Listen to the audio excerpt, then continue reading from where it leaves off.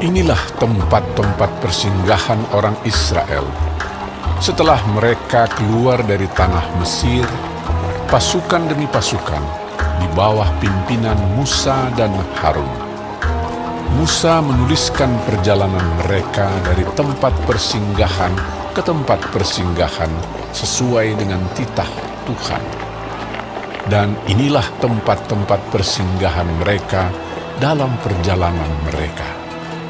Mereka berangkat dari Rameses pada bulan yang pertama, pada hari yang ke-15 bulan yang pertama itu.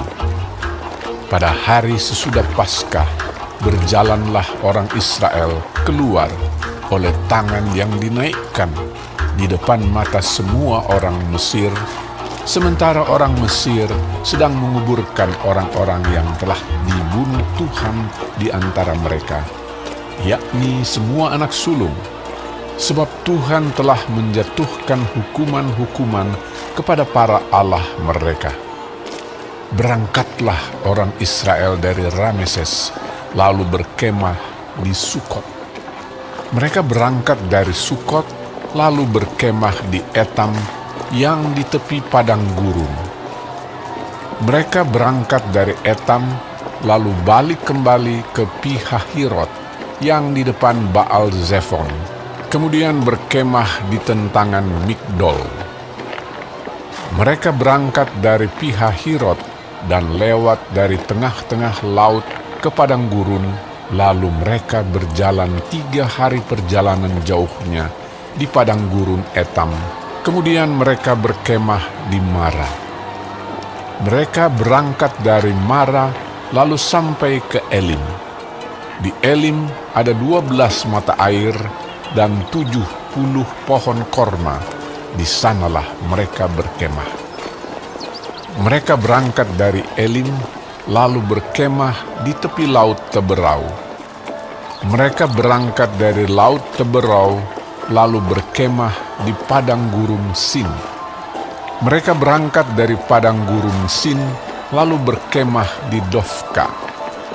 Mereka berangkat dari Dofka lalu berkemah di Alus. Mereka berangkat dari Alus lalu berkemah di Rafidim, dan di sana tidak ada air minum untuk bangsa itu. Mereka berangkat dari Rafidim lalu berkemah di padang gurun Sinai. Mereka berangkat dari padang gurun Sinai lalu berkemah di Kibrot Ta'awa. Mereka berangkat dari Kibrot Ta'awa lalu berkemah di Hazerot.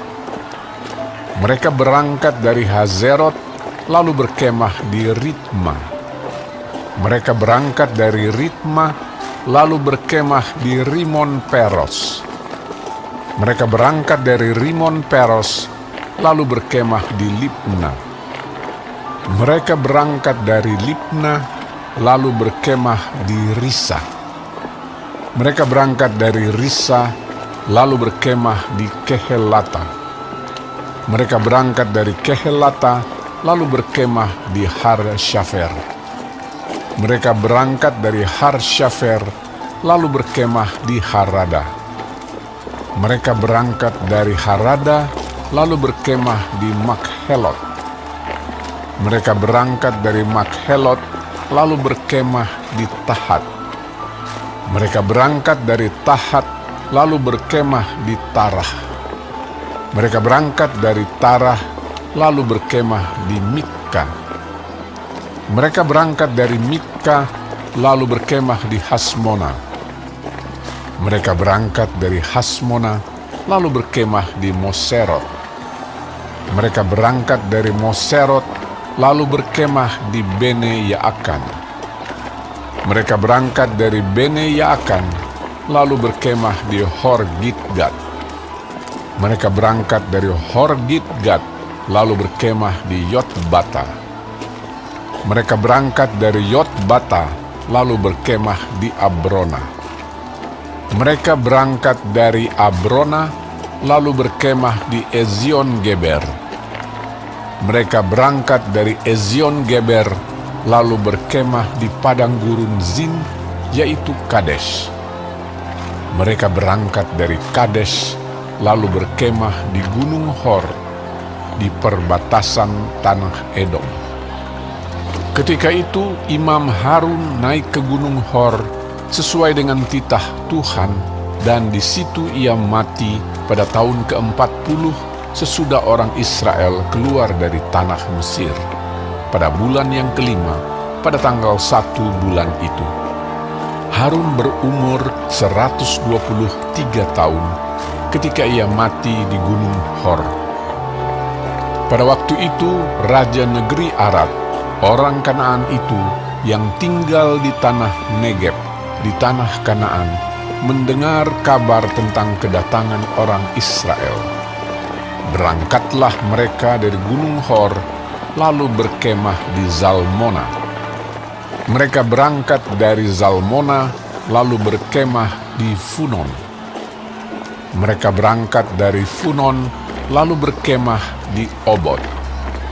Mereka berangkat dari Obot, lalu berkemah dekat reruntuhan di Abarim di daerah Moab.